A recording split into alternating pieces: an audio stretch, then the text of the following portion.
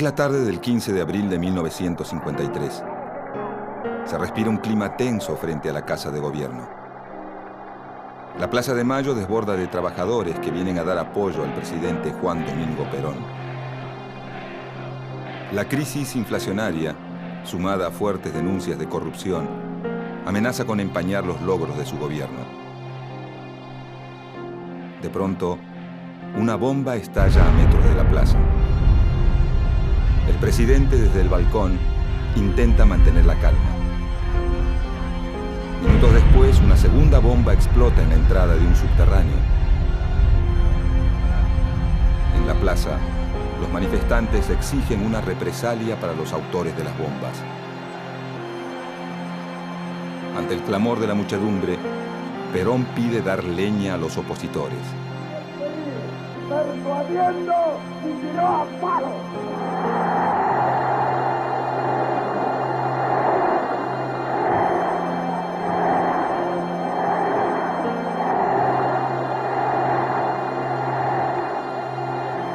Una vez finalizado el acto, varias columnas de militantes justicialistas recorren las calles en dirección a los principales locales de la oposición.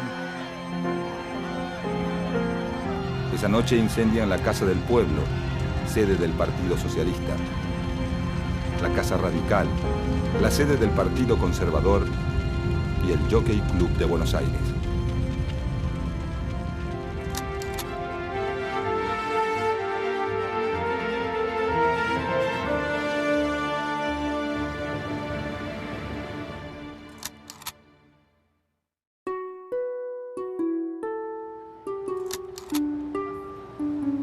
Para principios de 1946, la República Argentina se encuentra en pleno clima de elecciones presidenciales. La realidad política del país muestra a un electorado polarizado. Bajo la denominación de Unión Democrática, se agrupan los partidos políticos tradicionales como la Unión Cívica Radical, el Partido Demócrata Progresista, el Partido Socialista, los conservadores y el Partido Comunista. Los candidatos de la Unión Democrática, representados por la fórmula presidencial Tamborini-Mosca, buscan alinearse con las potencias vencedoras en la Segunda Guerra Mundial, presentándose ante la sociedad como los representantes de la democracia y el sistema liberal. La Unión Democrática trata de mostrar al gobierno militar de Edelmiro Julián Farrell y a la política de su candidato oficial, Juan Domingo Perón, como una versión local del fascismo europeo.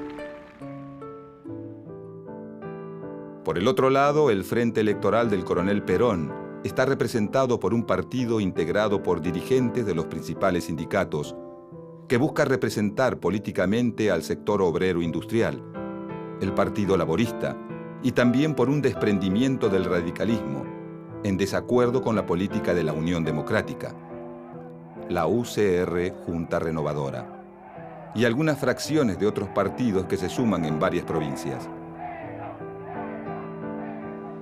Este frente electoral persigue una política que promueva el desarrollo industrial y la instauración de un estado de bienestar, continuando la línea política nacionalista impulsada por el coronel Perón en sus épocas de secretario de Trabajo y Previsión del gobierno militar. Fuera del sistema de partidos, la candidatura de Juan Domingo Perón recibe la adhesión de dos sectores muy fuertes en la política de esos años. Por un lado, las Fuerzas Armadas y en especial el Ejército, cuya fracción nacionalista decide apoyar desde un principio la política social del candidato de gobierno. Y por otro lado, la Iglesia Católica, cuya relación con Perón comienza con la Revolución del año 43, cuando el gobierno militar de ese entonces, del que Perón forma parte, implanta la educación religiosa obligatoria en las escuelas. Además, la adopción por parte de Perón de varios postulados de la doctrina social de la Iglesia hace que su relación con sectores del clero sea desde un principio bastante fluida. En las elecciones presidenciales del 24 de febrero de 1946, la fórmula presidencial Juan Domingo Perón Hortensio Quijano, con un 52% de los votos, derrota a la de la Unión Democrática. De esta manera, la coalición política del coronel Perón obtiene una amplia mayoría en el Senado y el 70% de las bancas en la Cámara de Diputados, dejando muy poco espacio para la oposición. A partir de este momento, comienza en Argentina una fuerte etapa de confrontaciones y antinomias, que dividen políticamente al país en dos grupos, a primera vista irreconciliables. Una vez instalado en la presidencia, Juan Domingo Perón comienza a dar forma a su programa de gobierno, basado en la idea de construir una alianza de clases, es decir, un acuerdo entre el capital y el trabajo, garantizado por el poder del Estado. Para llevar a cabo este programa, Perón busca el apoyo de los sectores más afines a él. El sector obrero industrial, organizado políticamente mediante los sindicatos, y el sector empresario vinculado a la industria liviana, que basa su desarrollo en el mercado interno. La floreciente situación económica de la que goza el país en 1946 hace que el plan de Perón empiece a dar frutos rápidamente. En poco tiempo, la participación del salario de los trabajadores en el ingreso nacional pasa del 44% que tenía en 1943 a más del 53% llegado 1948.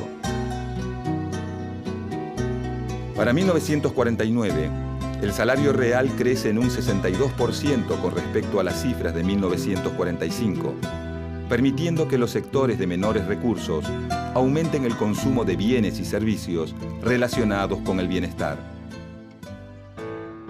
Los sindicatos, que para ese momento ya habían quintuplicado sus índices de afiliación, comienzan a expandir los servicios a sus asociados, construyendo sus propios policlínicos, hoteles y colonias de vacaciones, mientras que el Estado garantiza el acceso a la salud, la vivienda y el sistema previsional de los sectores más carenciados.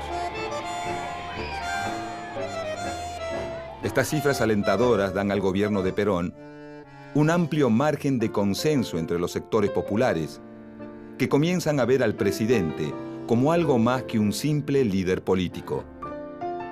A todo esto, su esposa, María Eva Duarte de Perón, impulsa una medida que la hace sumamente popular.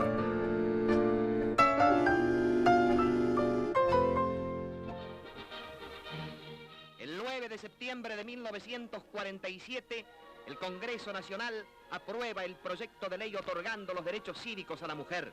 La señora Eva Perón, única gestora del voto femenino, materializó el sueño de la mujer argentina, otorgando la igualdad de derechos civiles con el hombre como corresponde a una democracia avanzada.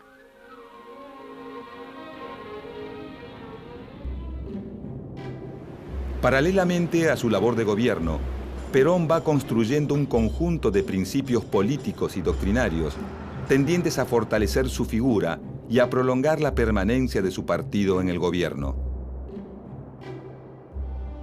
Una síntesis de estos principios doctrinarios son las llamadas tres banderas del peronismo: soberanía política, independencia económica y justicia social. Enarbolando estas tres banderas, en 1949, el gobierno de Juan Domingo Perón se lanza a una audaz maniobra política.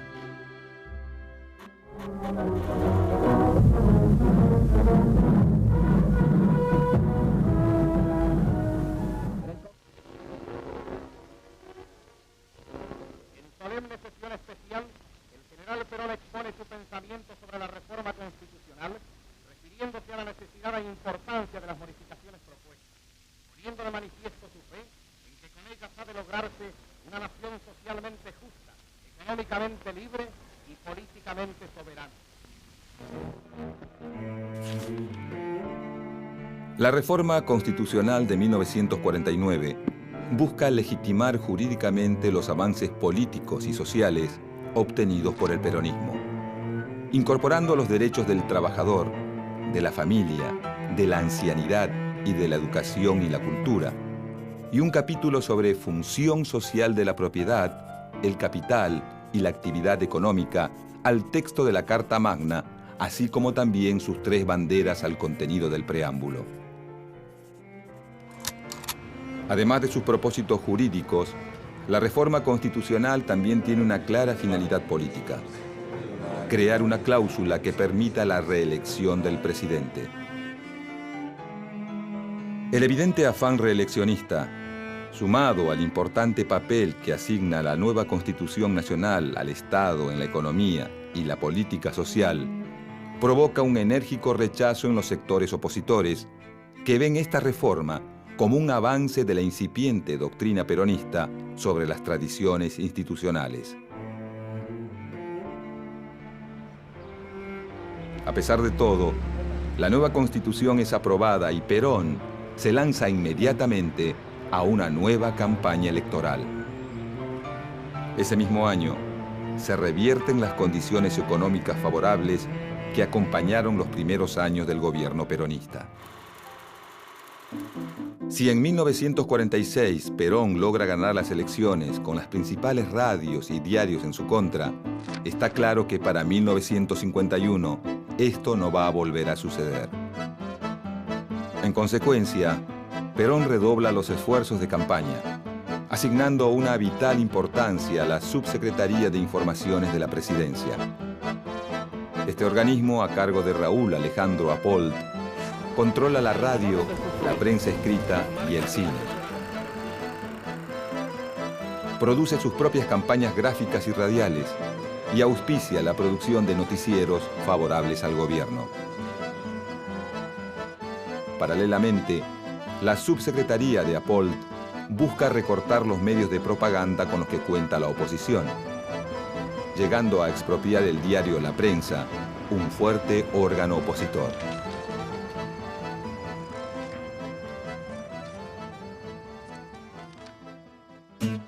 De 1949 a 1951, la propaganda oficial gana las calles y los principales medios de comunicación. Libros, afiches y filmes propagandistas exaltan la figura del presidente y su esposa. Es en esta época que María Eva Duarte de Perón adquiere una importancia fundamental para el gobierno. Su avasallante personalidad y sus logros políticos, sumados a su intensa obra benefactora, hacen que en poco tiempo la militancia peronista la convierta en un emblema de justicia social y que el gobierno la instale como la segunda cara más visible de la propaganda oficial. Para 1950, la campaña electoral avanza en medio de una incipiente crisis económica, que trae consigo los primeros brotes de inflación y una importante caída en las exportaciones. Con el fin de no perder el control de la situación, el Estado peronista refuerza las tendencias centralizadoras de su acción política, avanzando sobre distintas áreas, tanto en lo que se refiere a la implementación de políticas sociales, como la salud pública y la construcción de viviendas, como a los cuadros intermedios del movimiento, especialmente los sindicatos. Para principios de los 50, el sector sindical es uno de los que más ha crecido y uno de los principales apoyos del gobierno peronista. Con el objetivo de establecer un mayor control de los sindicatos, el Estado promulga la Ley de Personería Gremial. Dicha ley establece la formación de un único sindicato por rama industrial, lo que facilita el control por parte del Estado del movimiento obrero organizado.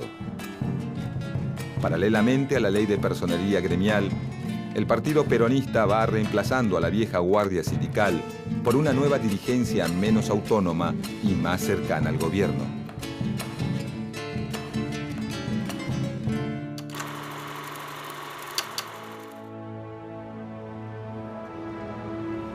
Con la llegada de las elecciones de 1951, los partidos de la oposición vuelven a reagruparse como en los tiempos de la Unión Democrática. Entretanto, una figura surgida de las mismas filas del gobierno comienza a ganar cada vez más peso político.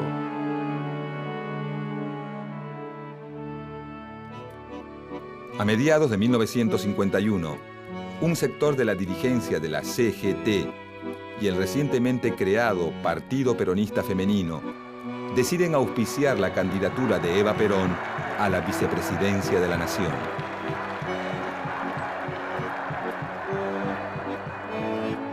Esta noticia no hace más que avivar los ánimos de la oposición, principalmente entre los oficiales del ejército, que ven en Eva a una figura política mucho más intransigente que el mismo Perón.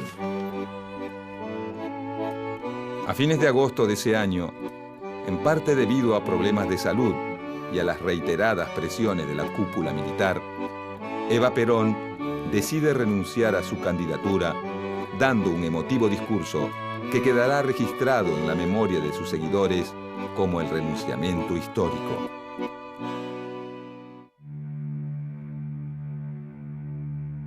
La renuncia de Eva Perón no logra calmar del todo el malestar del ejército, y un mes más tarde, un levantamiento militar liderado por el general Benjamín Menéndez intenta dar un golpe de Estado.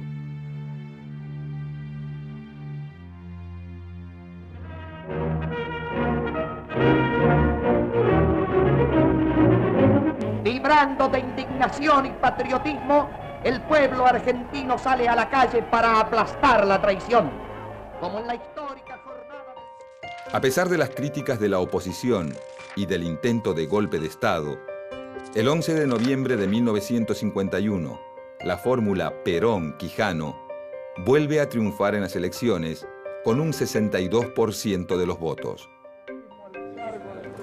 El 4 de junio de 1952, en medio de la crisis económica y de un clima político cada vez más áspero, Perón asume su segundo mandato. Dios y la nación se lo demandan.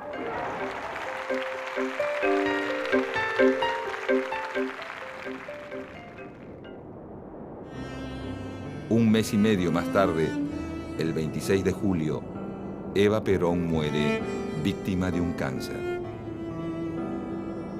Por unos pocos meses, la tormenta política es eclipsada por enormes manifestaciones de dolor popular.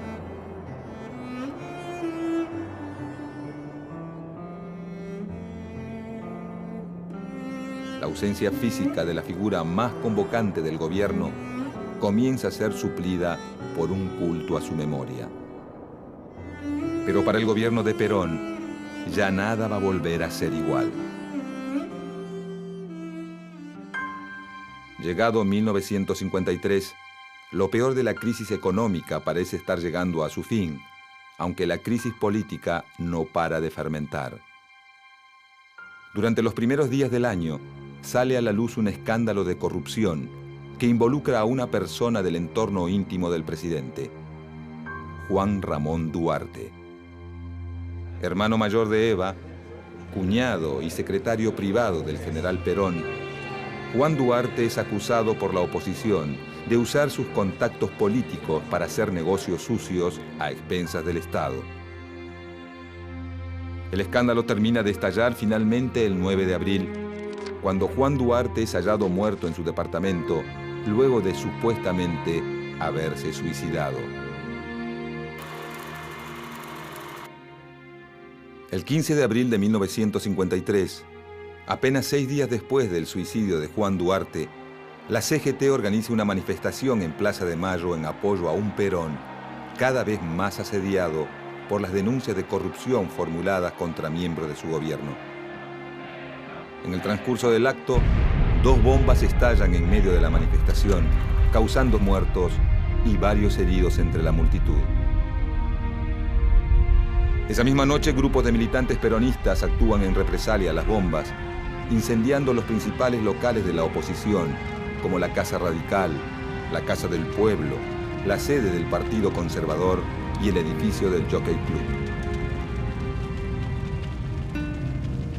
En los días posteriores a la quema del Jockey Club, el conflicto entre Perón y la oposición se agudiza.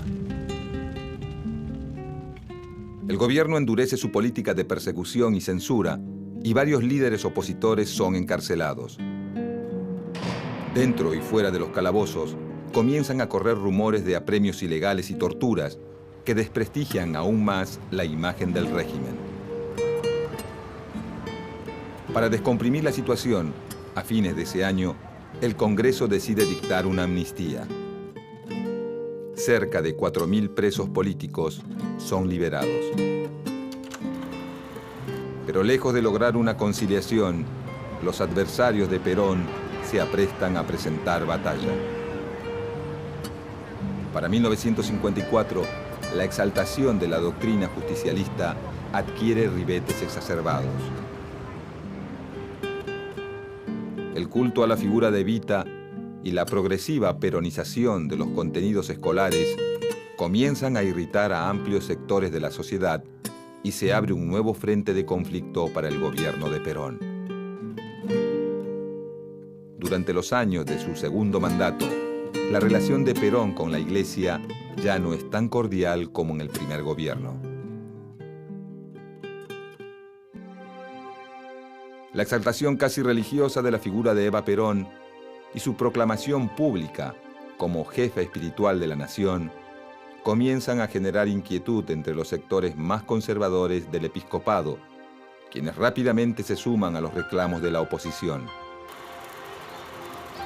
La respuesta de Perón es intensificar la crisis. En pocos meses el gobierno suprime la enseñanza religiosa obligatoria, promulga la ley de divorcio vincular y propone una reforma de la Constitución para separar a la Iglesia del Estado. El conflicto con la Iglesia no tarda en estallar.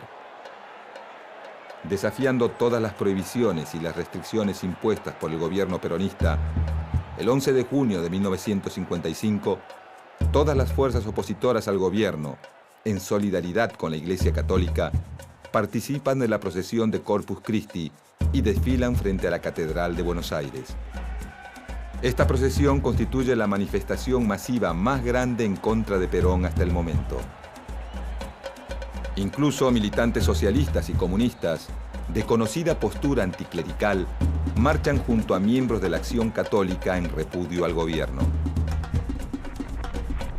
El episodio termina con un confuso incidente que incluye la quema de una bandera argentina. Este hecho es utilizado por el gobierno para desacreditar a los asistentes de la marcha y para minimizar sus efectos políticos.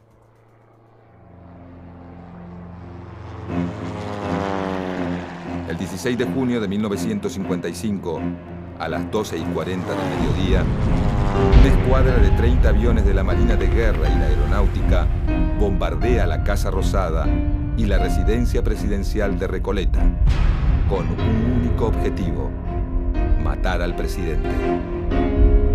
Durante 5 horas, más de 15 toneladas de explosivos son arrojados sobre cientos de civiles indefensos, convirtiendo a la Plaza de Mayo en una versión porteña del apocalipsis. Perón, advertido de la maniobra, logra ponerse a salvo y sofocar la rebelión con el apoyo de los oficiales del ejército leales al gobierno.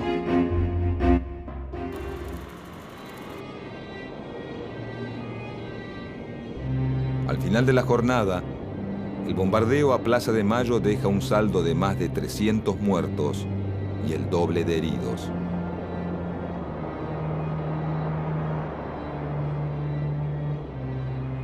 Esa misma noche, grupos armados de militantes peronistas incendian varios templos de Buenos Aires y la sede de la curia arzobispal. Para ese momento, la relación de Perón con sus opositores ya no tiene vuelta atrás. Pocos días después del bombardeo de Plaza de Mayo, el presidente anuncia el final de la revolución peronista y propone a sus opositores la pacificación. Pero estos, lejos de acceder a una tregua, deciden aumentar la presión. El 31 de agosto, Perón pone su renuncia a disposición de la CGT y sus organismos partidarios, lo que genera una masiva reacción de sus seguidores que inmediatamente se concentran en Plaza de Mayo. Frente a la multitud, Perón retira su renuncia y decide poner fin a la tregua, pronunciando un provocativo discurso donde proclama: Y cuando uno de los nuestros caiga, caerán 5 de los ellos. Esta renovada actitud de beligerancia de Perón termina por aunar la opinión de las Fuerzas Armadas. El 16 de septiembre, desde la Escuela de Artillería de Córdoba, el general Eduardo Lonardi inicia un alzamiento militar a gran escala que incluye la ocupación militar de los principales centros urbanos y el despliegue de la Marina de Guerra en las costas del Río de la Plata. Luego de 4 días lluviosos de bombardeos, tiros y resistencia, el 20 de septiembre de 1955, a las 2 de la madrugada, el presidente Juan Domingo Perón decide abandonar el gobierno y refugiarse en una cañonera paraguaya.